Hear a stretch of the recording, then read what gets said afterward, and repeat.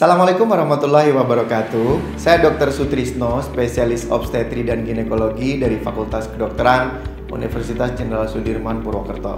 Hari ini kita akan melakukan pemeriksaan fisik obstetri yang meliputi satu, pemeriksaan fundus uteri, yang kedua, pemeriksaan Leopold, yang ketiga, melakukan pemeriksaan denyut jantung janin. Untuk melakukan pemeriksaan fisik obstetri pada seorang wanita hamil, kita membutuhkan alat-alat antara lain. Yang pertama adalah monoaurelene. Kemudian yang berikutnya adalah meteran atau medlin. Kemudian tidak lupa juga adalah sarung tangan. Setelah mencuci tangan, berikutnya kita akan lanjutkan kepada pemeriksaan fisik obstetri.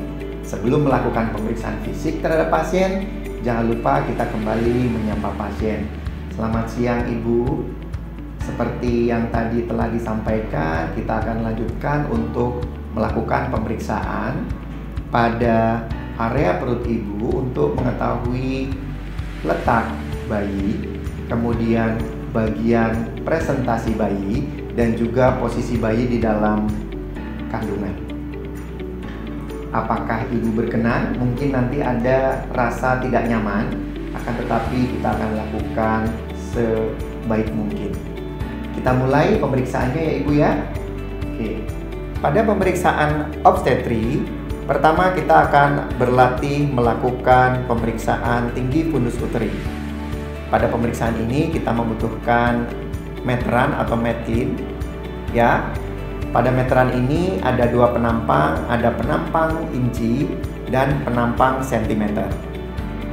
Pertama, kita akan letakkan titik 0 pada tepi atas simfisis pubis dengan penampang inci menghadap ke pemeriksa.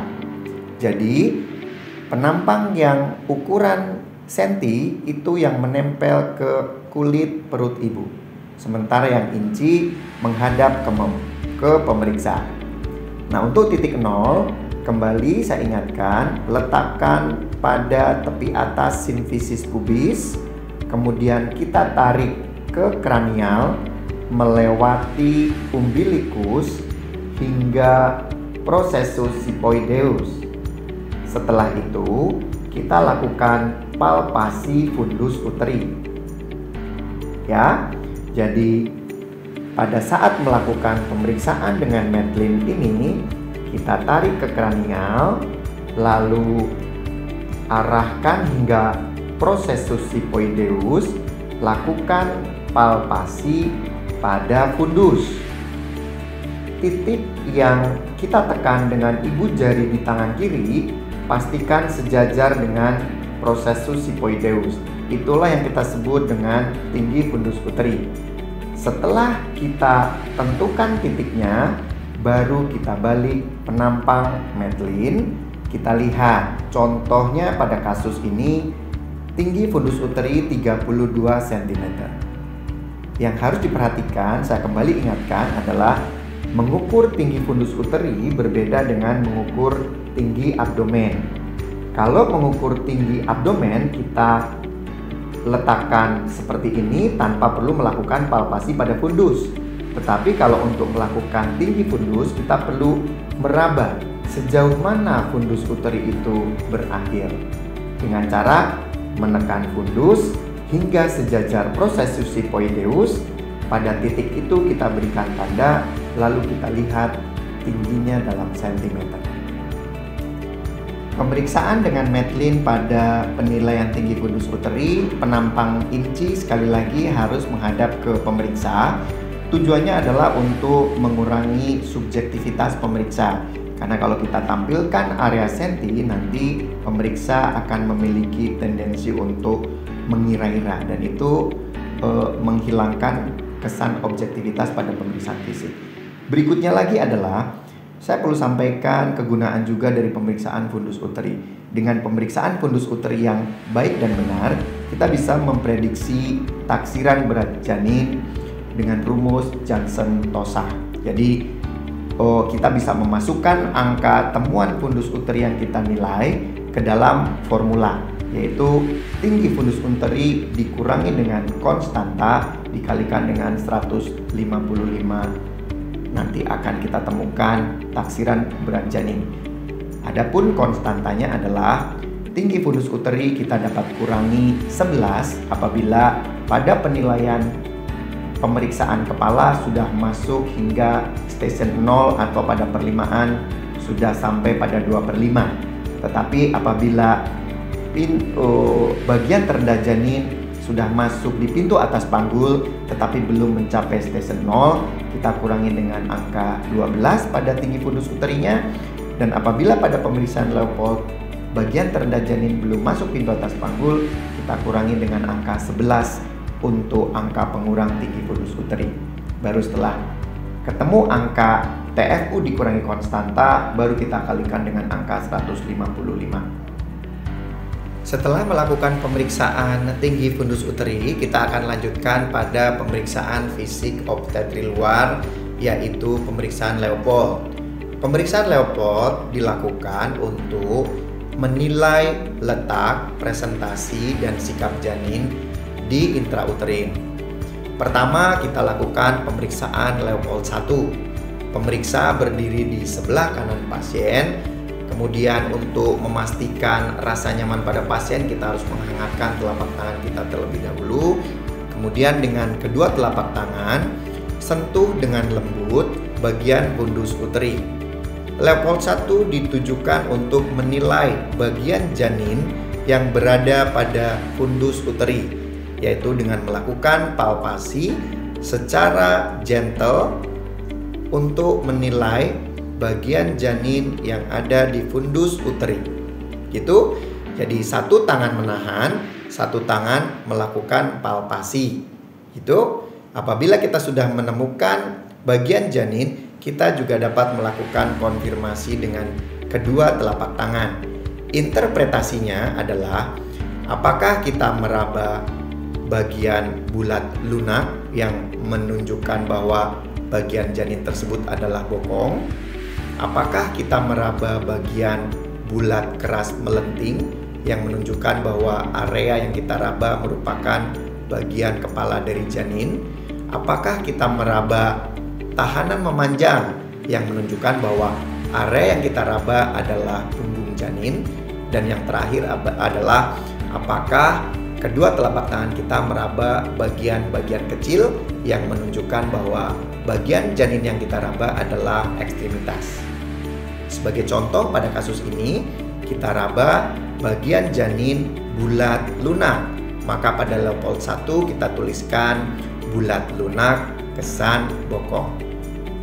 Berikutnya adalah melakukan pemeriksaan Leupold 2. Tujuan dari pemeriksaan Leupold 2 adalah untuk menilai bagian janin yang berada pada kedua sisi lateral dari uterus.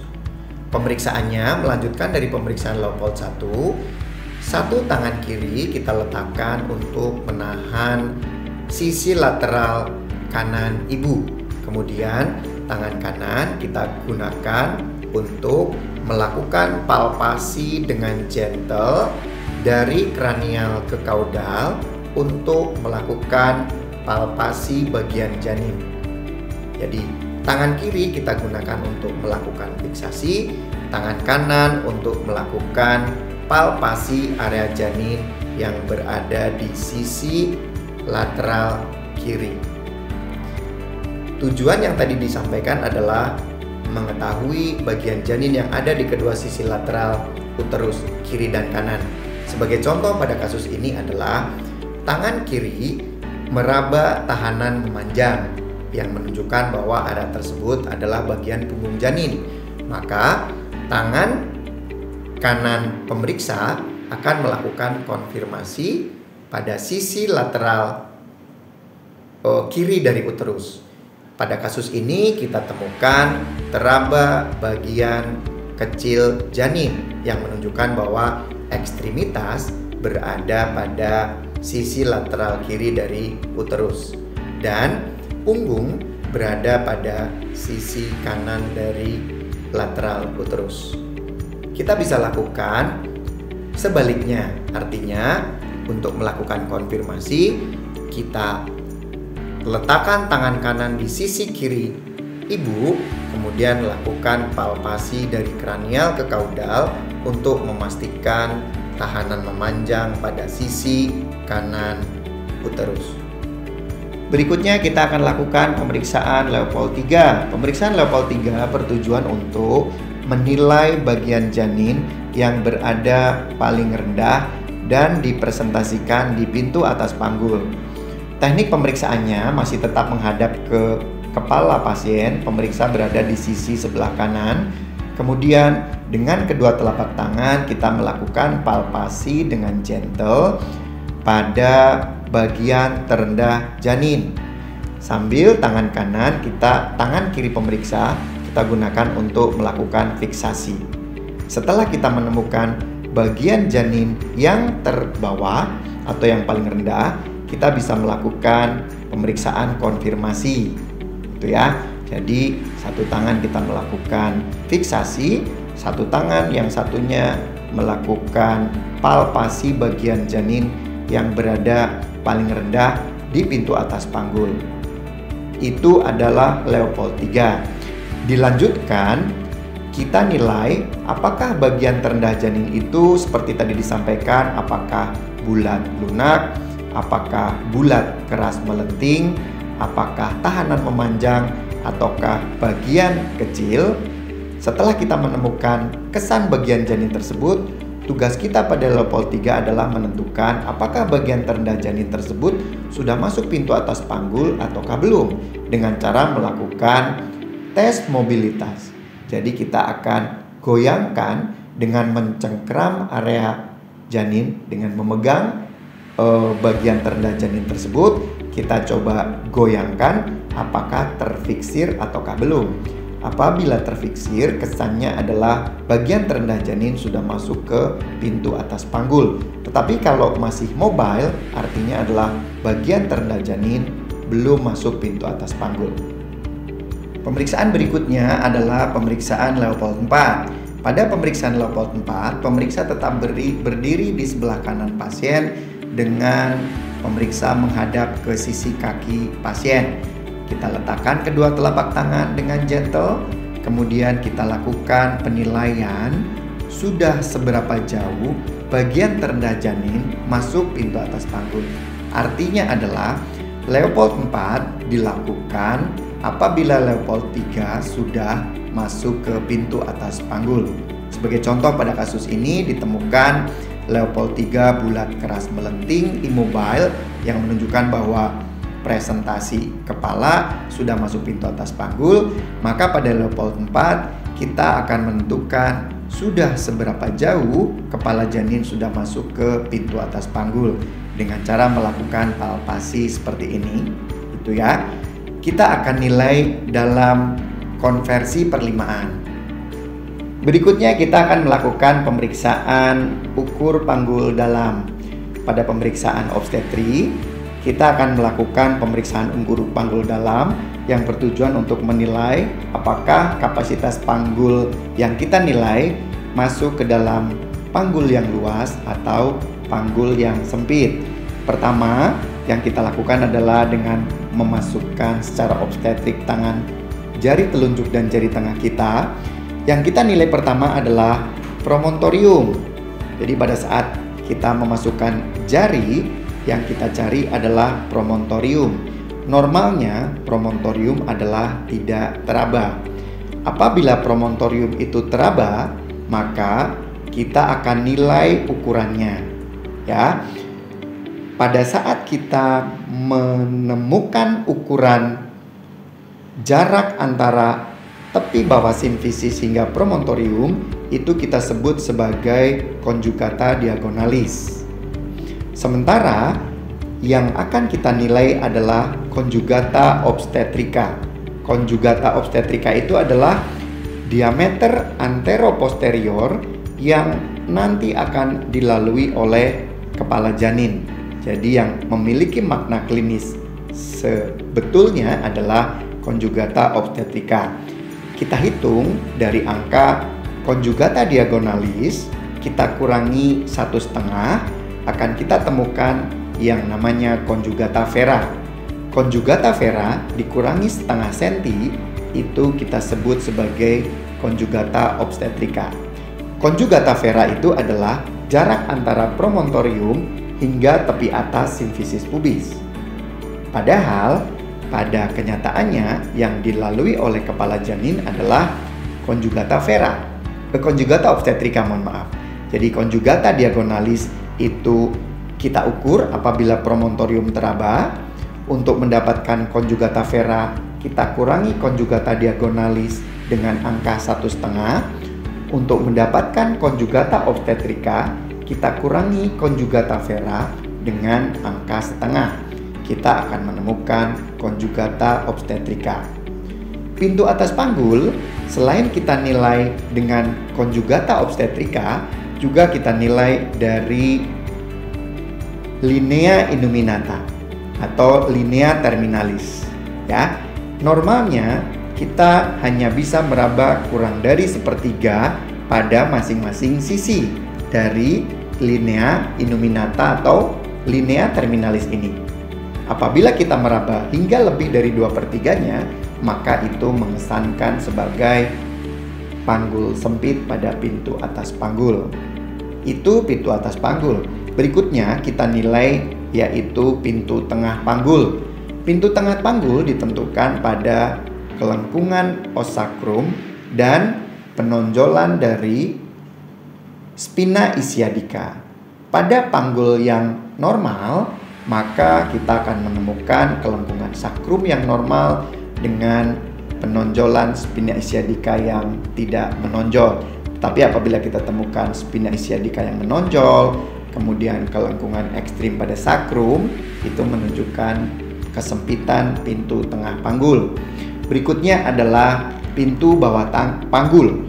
Pintu bawah panggul kita tentukan pada 2 parameter. Yang pertama adalah arcus pubis, yang berikutnya adalah distansia tuberum.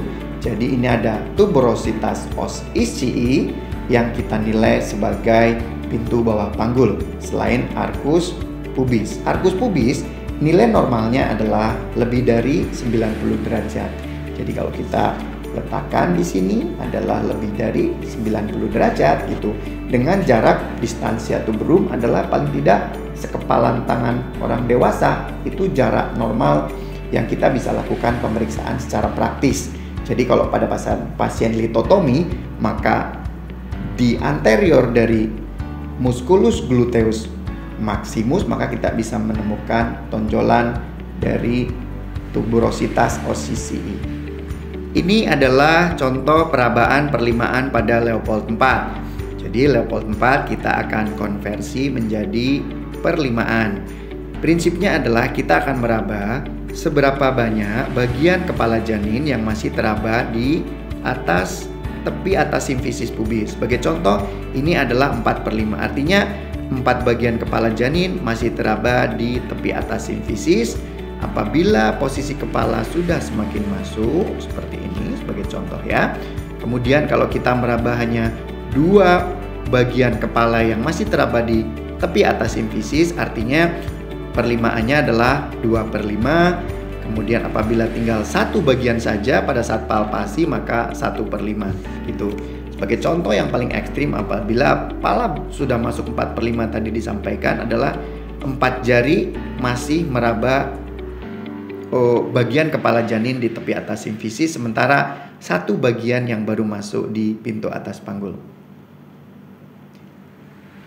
Nah, perlimaan ini kita bisa konversi ke pemeriksaan dalam obstetri. Pada saat kita melakukan pemeriksaan dalam obstetri, maka sebagai contoh, pada saat kita melakukan pemeriksaan perlimaan, kita raba bagian janin 2/5, artinya adalah 2 jari kepala bayi yang masih bisa kita raba di atas simfisis pubis, sementara 3 bagian kepala sudah masuk di pintu atas panggul, maka ini identik dengan kepala sudah engage. Apabila kita lakukan pemeriksaan dalam, bagian terendah janin harapannya sudah kita temukan setinggi spina ischiadica. Berikutnya kita akan melakukan pemeriksaan denyut jantung janin.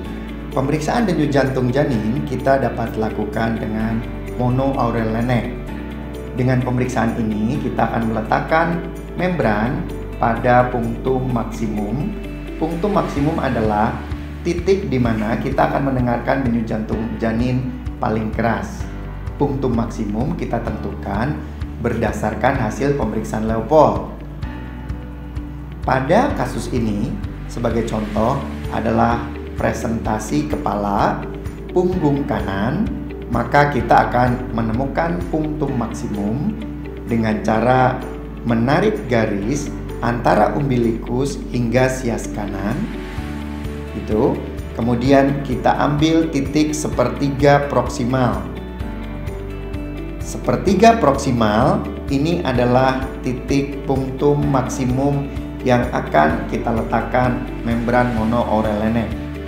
Apabila kita temukan kasus di mana pasien itu bayi berada dengan presentasi kepala dengan punggung kiri, maka kita letakkan dengan punktum maksimum kita tentukan dengan menarik garis lurus antara umbilikus ke sias kiri. Kita tentukan titik sepertiga proksimalnya sebagai titik untuk menemukan punktum maksimumnya. Pada presentasi bokong, maka kita akan menarik garis lurus antara umbilikus hingga arcus costae sepertiga proksimal periumbilikal. Itulah kita akan menemukan denyut jantung janin di punktum maksimum. Demikian juga apabila presentasi bokong dengan punggung kiri, kita tarik garis lurus hingga arcus costae kiri sepertiga proksimal di periumbilikal, kita akan menemukan punktum maksimum pemeriksaan denyut jantung janin. Sebagai contoh pada kasus ini kembali lagi presentasi kepala, punggung kanan, maka kita letakkan punktum maksimumnya adalah pada titik ini. Ini adalah sepertiga proksimal dari garis yang ditarik dari umbilikus ke sias. Ini berada pada punggung janin karena tadi punggung janinnya di sisi sebelah kanan. Kita letakkan membran monoaurelene di punktum maksimum. Kemudian kita letakkan telinga kita seperti ini. Kemudian kita akan menggunakan jam tangan kita dengan jarum detik yang ada. Kemudian tangan kanan kita meraba arteri radialis ibu. Jadi tangan kanan kita gunakan untuk meraba arteri radialis ibu. Tangan kiri kita gunakan untuk timer penanda detik. Kemudian telinga kita tempelkan di monoaurelene. Kita hitung setelah menemukan denyut jantung janinnya. Kita hitung 5 detik pertama, 5 detik ketiga, 5 detik kelima. Demikian pemeriksaan obstetri telah kita laksanakan. Semoga memberikan manfaat untuk semua sivitas akademika di Fakultas Kedokteran dimanapun berada. Terima kasih. Wassalamualaikum warahmatullahi wabarakatuh. Semangat belajar!